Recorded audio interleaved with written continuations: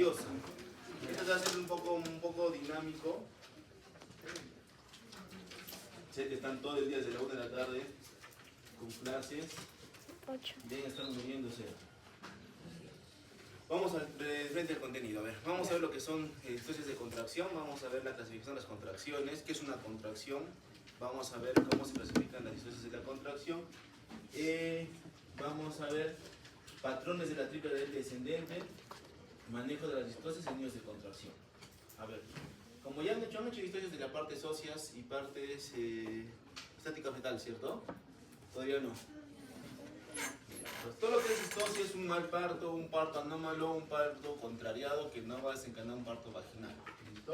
Entonces tiene distorsiones de la parte de la pelvis, distorsias óseas, distorsias de la estática fetal o distorsias de la contracción, como lo que vamos a ver ahora.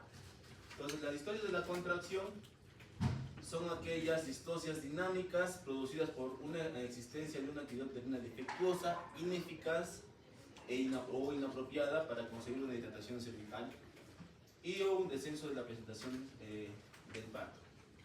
Entonces vamos a ver, cuando yo hablé de estática fetal, hablamos de que el trabajo de parto lo comparamos a un coche en una carretera, donde el coche es el feto, la carretera es el canal de parto y el motor son las contracciones uterinas que van a hacer que esta dinámica pues desempeñe el trabajo de parto, ¿cierto?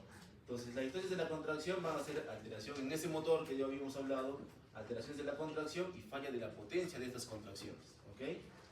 Entonces, estas alteraciones de la contracción van a alterar la evolución clínica del trabajo de parto y pueden interferir hasta cambios hemodinámicos en el bebé como sufrimiento fetal agudo. ¿Listo? Hay varios métodos para evaluar la dinámica uterina, ¿no?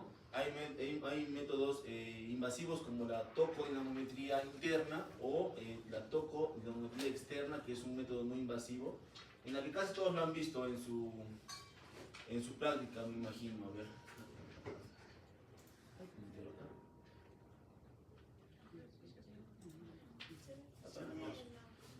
Vamos acá. Entonces, el tocodinamómetro tiene dos tocos, ¿no? Uno que está ubicado en el fondo del útero y otro que está ubicado al dorso fetal para escuchar los latidos cardiofetales. ¿Listo? Entonces, tenemos que saber qué características tienen las contracciones uterinas. Básicamente, este es el meollo de toda la exposición del día de hoy. ¿Listo?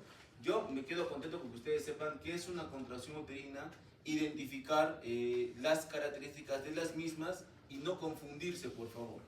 Cuando ustedes les escucho, cuando presentan, digamos, historias clínicas y hablan sobre el dolor tipo contracción, ¿no es cierto? Y a veces algunos que han notado conmigo saben que el dolor tipo contracción no es correcto decirlo, ¿cierto? Son contracciones uterinas propiamente dichas, no hay más. Existe dolor tipo cólico, existe dolor tipo punzante, tipo urente, tipo lancinante, pero no existe dolor tipo contracción, ¿no? Las contracciones tienen sus características propias, ¿no? Tiene su frecuencia, tiene su intensidad, tiene su duración, tiene su tono, entonces son características propias de estas contracciones que no pueden ser confundidas con otro tipo de dolor, ¿ok? Muchas veces las pacientes cuando van, digamos, a la consulta, a la emergencia, no te dicen, pues doctor, vengo con contracciones cada 3, cada 5 minutos de leve intensidad de 40 segundos de duración. No te lo dicen así, ¿no? Te dicen, doctor, siento duro, siento que en la parte del fondo se pone duro, siento que la boca del estómago se pone duro, siento que el dolor me jala desde la parte posterior, siento que me jala hasta el pubis, siento que la parte del medio se pone duro. Esos son contracciones, solo que las pacientes no lo saben interpretar como tal, porque muchas veces no saben diferenciar entre una contracción u otro tipo de dolor, pero ustedes sí tienen la capacidad de poder diferenciarlo como tal. ¿Listo? Entonces son contracciones uterinas, no dolor tipo contracción, ¿ok? Entonces, la contracción tiene estas características, ¿no?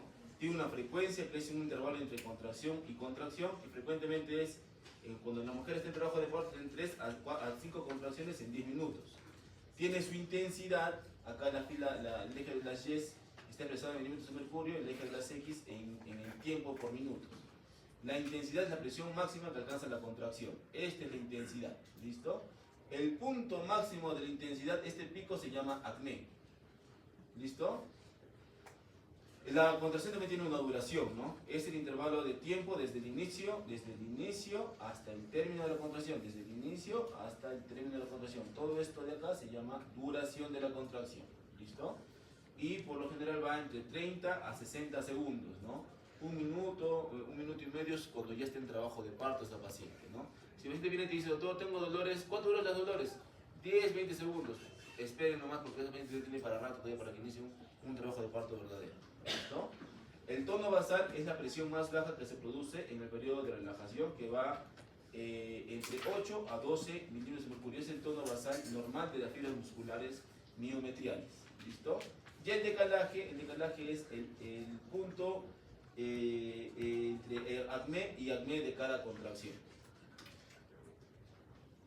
Entonces, la actividad uterina podemos expresarla a nivel de unidades Montevideo, ¿no? Y se calcula multiplicando la intensidad de las contracciones por la frecuencia, y esa se expresa en milímetros de mercurio por 10 minutos o unidades Montevideo. Entonces, las características de la contracción tienen cierto patrón de diseminación, ¿no? Así como el marcapasos en el corazón que inicia en nodo sinusal en la aurícula derecha, es igual en el útero. También tiene su nódulo, tiene su marcapaso inicial que por lo general está en el fondo del útero, a nivel del cuerno derecho. ¿Listo? Por lo general. ¿Listo? Pero también puede estar un porcentaje, digamos un 90% en el cuerno derecho y un 10%, 15% en el cuerno del lado izquierdo del útero. ¿Listo? Pero siempre se inicia en el fondo del útero. Va iniciándose en el cuerno, va diseminándose en el fondo, disemina todo el fondo, llega hasta el cuerpo, llega hasta el segmento y después tiene su periodo de relajación hasta que desaparece. ¿Listo? Esa es la característica de la contracción. Y hablamos de la triple gradiente descendente. ¿Qué es la triple gradiente descendente? Es el origen donde se forma la onda contráctil. ¿Listo? Como les dije, inicia su propagación en el fondo del útero, por lo general en el cuerno del lado derecho. Tiene una duración que es más intensa en el fondo del útero y menos intensa a nivel del segmento. Y tiene una intensidad también que es más intensa en el fondo y menos intensa a nivel del segmento. Esa es la propagación normalmente que tienen las contracciones, del fondo del útero hacia el segmento. Y esto permite que haya cierto aborramiento, cierta dilatación y cierto expulsivo del trabajo de parto. ¿Ok? Si hay estas tres características, la propagación, la duración y la intensidad, decimos que tienen una triple gradiente descendente adecuada. Entonces, vamos a clasificar a las distocias de la contracción. Entonces, la distosia va a ser que todos estos parámetros están alterados, ¿no? Alterados en la frecuencia, en la intensidad, en la duración y la propagación. ¿Ok? Y también en el número de marcapasos, ¿no? Por lo general hay un marcapaso que inicia las contracciones en el fondo del útero, pero puede haber a veces 2, 3, 4 marcapasos que inician incoordinadamente las contracciones en el fondo, en el cuerno, en el segmento, etc., etc. Todas esas alteraciones se llaman distocias de la contracción y las estamos clasificándolas en dos: distocias cuantitativas y cualitativas. ¿Cuáles son las cuantitativas? Son aquellos parámetros que se alteran, parámetros medibles o cuantificables de la contracción uterina. Por ejemplo, tenemos las hipodinamias por defecto de las contracciones o intensidad o frecuencia de contracciones, y las hiperdinamias por exceso de contracciones o intensidad o en frecuencia. Y las distocias cualitativas es cuando hay una alteración de la triple gradiente descendente u una alteración del origen de la onda contráctil, y estas se llaman disdinamias. ¿Listo? Entonces, distocias cuantitativas, hipodinamias e hiperdinamias. Distocias cualitativas, disdinamias. En las distocias cuantitativas tenemos hipodinamias primarias y secundarias. Tenemos hiperdinamias primarias y secundarias. ¿Listo? Vamos a ver eso a continuación. Entonces, estas son las distocias cuantitativas que son por defecto. ¿De qué? De la frecuencia, de la intensidad o del tono basal, ¿no? Cuando son hipodinamias o alteraciones en la frecuencia se llama bradisistolia. Por lo general las contracciones van de 3 a 5 contracciones en 10 minutos. Cuando hay menos de estas se llama bradisistolia, menos de 3 contracciones en 10 minutos. Cuando hay disminución en la intensidad, o sea, la intensidad normal va entre 25 a 30 milímetros de mercurio. Cuando la intensidad es menos de 25 milímetros de mercurio se llama hiposistolia. Y cuando el tono basal es muy bajo o tiene menos de 8 milímetros de mercurio se llama hipotonía uterina. ¿Listo? Las hiperdinamias son por exceso de ¿qué? De la frecuencia, la intensidad o el tono basal, al revés, ¿no? Si hay más de 5 contracciones en 10 minutos se llama taquisistolia. Si la intensidad está por encima de los 50 milímetros de mercurio se llama hipersistolia. Y si está por encima de un tono basal más de 12 milímetros de mercurio se llama hipertonía. ¿Listo? Y las distocias cualitativas que se llaman o disdinamias, pueden deberse por inversión de la triple gradiente descendente, ¿no? Ya no empieza en el fondo, sino quizás empieza en el segmento, del segmento para la parte superior. Eso es una alteración, eso es anómalo, eso no es normal. Entonces la inversión de la triple gradiente va a hacer que empieza la propagación, duración e intensidad a nivel del segmento y se dirige hacia el fondo del útero. Y eso altera la dilatación, altera el borramiento y altera el trabajo de parto, ¿ok? Las incoordinaciones. Puede haber activaciones simultáneas de uno o dos marcapasos al mismo tiempo. Y eso va a generar que el útero no sepa hacia dónde va a dirigir sus contracciones. Por eso se alteran también estas contracciones. Y los anillos de contracción, que son puntos específicos donde se inician las contracciones, o inician los marcapasos, como por ejemplo los anillos de Van, ¿no? Los anillos de Van que vamos a ver más adelante, que son signos premonitorios de ruptura uterina, ¿no? Cuando las contracciones se inician, por ejemplo, a nivel del segmento uterino, ¿ok? Que lo vamos a ver más adelante. Entonces, las hipodinamias pueden producirte partos prolongados, porque no hay contracciones suficientemente fuertes en intensidad y duración, y entonces se va a demorar el trabajo de parto. Las hiperdinamias se pueden generar un parto precipitado, un parto muy rápido, porque muy rápido las contracciones, ¿listo? Y las disdinamias se pueden ocasionar una mala dilatación, un mal trabajo de parto, ¿ok?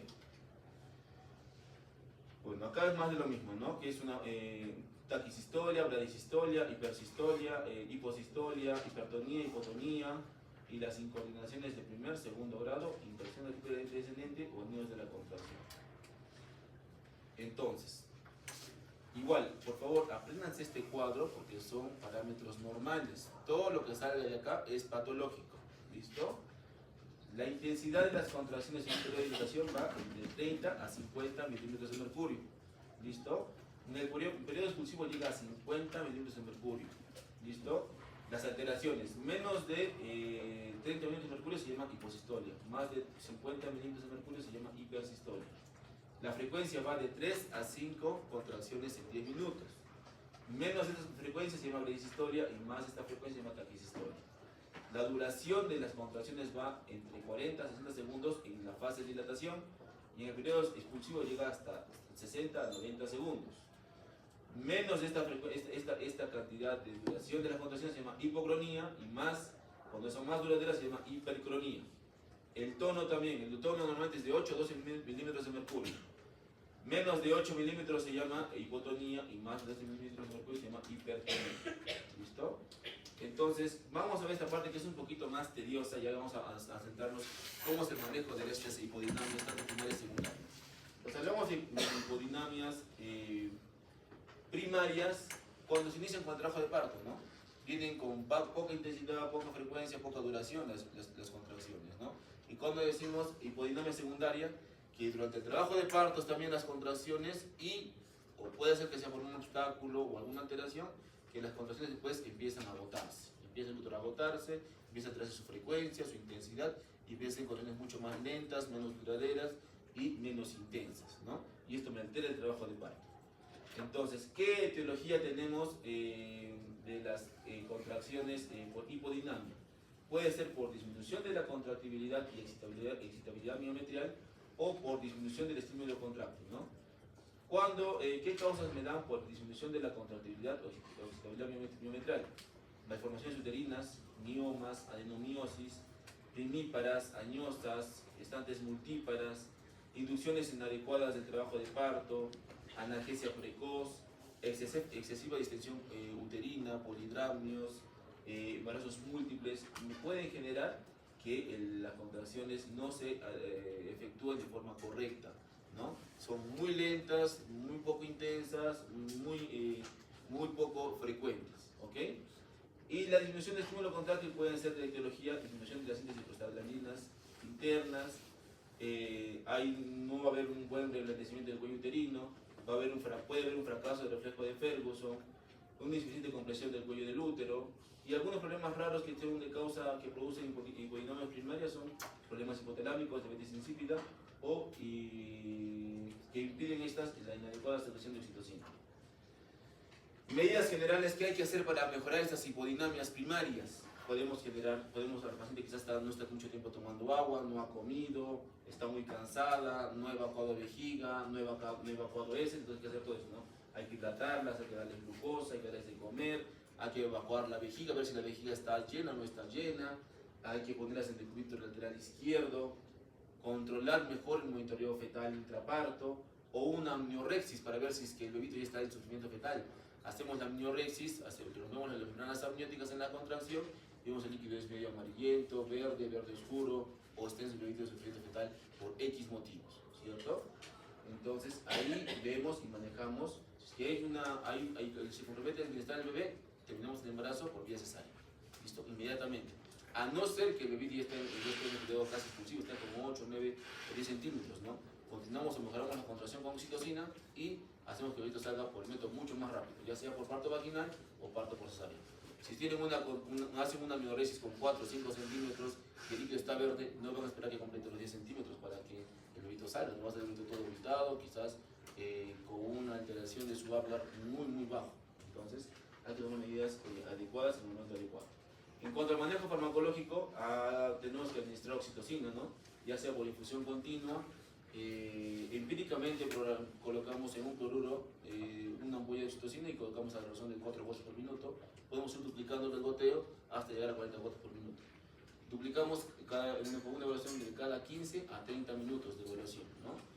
Colocamos 4 gotas, evaluamos en 15 a 20 minutos. Si mejora las contracciones, perfecto, seguimos con ese goteo. Si no mejora, duplicamos el goteo y duplicamos el goteo hasta lograr una contracción de 3 o 5 contracciones en 10 minutos, que es lo que tenemos que lograr.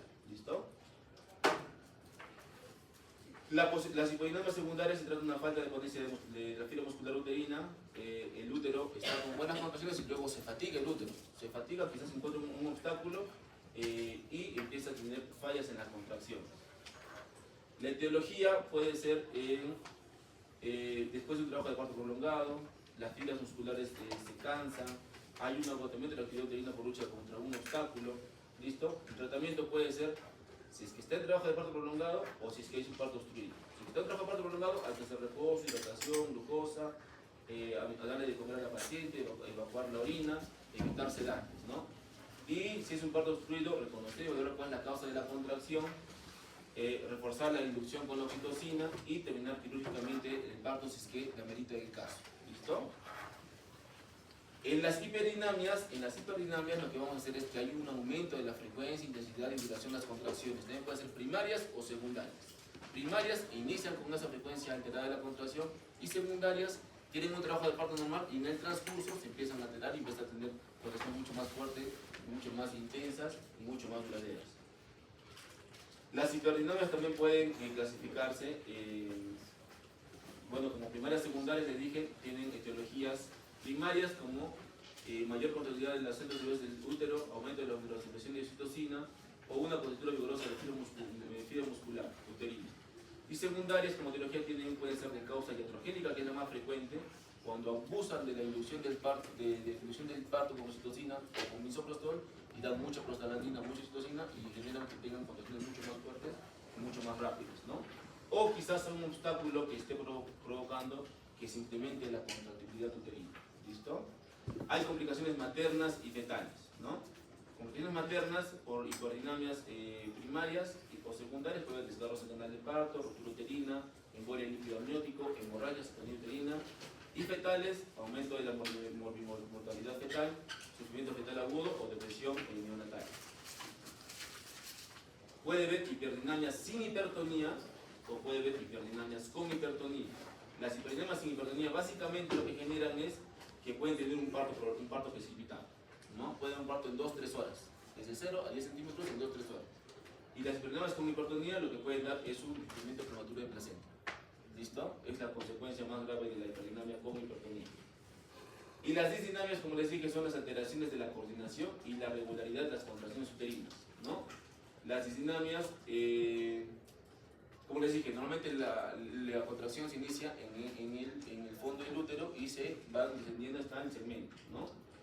Entonces, podemos tener dos tipos de disdinamias, que son por ondas anormalmente generalizadas o inversión de la triple lente descendente. ¿Listo? Cuando es inversión de la triple lente descendente, el parto no va a poder progresar porque las contracciones empiezan en el segmento uterino y van hacia el fondo uterino. Entonces no va a haber dilatación, no va a haber movimiento, no va a haber trabajo de parto. ¿Listo? Es la inversión de la triple lente descendente. Puede ser inversión parcial o total, que no tiene mayor significancia porque es un poquito difícil reconocerlas. Y las incoordinaciones uterinas. Las incoordinaciones es cuando se activan uno o dos o más focos de contracciones uterinas, ¿no? Acá tenemos un cuadro, digamos, un poco más resumido. Los parámetros cualitativos que se pueden alterar son en intensidad, en propagación y en duración. La triple gradiente descendente va del fondo uterino hacia el segmento. Pero ¿cuándo se altera? La inversión va desde el segmento hacia el fondo uterino. Esa es la alteración, ¿no es cierto? Puede haber inversión de la triple gradiente descendente total o parcial. Y las incoordinaciones uterinas pueden ser de primer o segundo grado. De primer grado es cuando se activan 2 marcapasos y de segundo grado cuando se activan 3 o más marcapasos. Y eso hace que el útero no sepa dónde dirigir sus contracciones y eso altera la dilatación y el regulamiento del trabajo de parto. ¿Listo? Y los anillos de contracción, que les dije que son ondas localizadas o incoordinadas que aparecen en ciertos segmentos del útero. Por ejemplo, los anillos de Van, como el síndrome de Van Frommer-Pinar, ¿no es cierto? Este síndrome es un síndrome premonitorio de ruptura uterina, ¿no es cierto? Se forman el útero, el signo de Van, que es un útero en forma de 8, un útero con su cintura, el signo de Frommer, que son los vientos redondos tensos, y el signo de Pinar, que es el sangrado transvaginal rojo claro o rojo oscuro. ¿Listo? Y eso conlleva que probablemente puede tener una ruptura uterina y es una emergencia obstétrica. Y por último, las contracciones uterinas se pueden palpar cuando tienen más de 20 milímetros de mercurio. ¿Listo? Son palpables en esa intensidad. Y ya se percibe el dolor de las contracciones cuando tienen más de 25 milímetros de mercurio. Ahí recién se perciben o son dolorosas. O sea, las contracciones de Braxton Hicks tienen 20 milímetros de mercurio o menos. Por eso son contracciones no dolorosas, son contracciones indoloras. Y las contracciones verdaderas tienen una intensidad de más de 25 milímetros de mercurio, son contracciones ya dolorosas, perceptibles, incluso al tacto. ¿Listo? ¿Cómo describimos la contracción uterina con una evaluación, una anamnesis? Se describe de esta manera, como FBI, pero FDI, frecuencia, duración e intensidad. ¿Listo? Frecuencia, digamos 3 contracciones en 10 minutos, 5 contracciones en 10 minutos, ¿no? Duración tiene que ser ¿cómo dijimos? De 30 hasta 90 segundos, ¿cierto? Normal, ¿listo? Y la intensidad, ¿cómo se describe? 1 de 3 cruces, 2 de 3 cruces o 3 de 3 cruces. Es la forma correcta cómo se deben describir las contracciones cuando ustedes hagan sus anamnesis, cuando hagan sus preguntas, ¿ok? Y ojo que el dolor tipo contracción no existe, ¿listo? Hablamos de contracciones uterinas. Hay muchos, incluso ginecólogos, que siguen hablando de dolor tipo contracción, que no es correcto. Son contracciones y cada una de las contracciones tiene sus características. Muy bien, chicos, eso es todo. Gracias.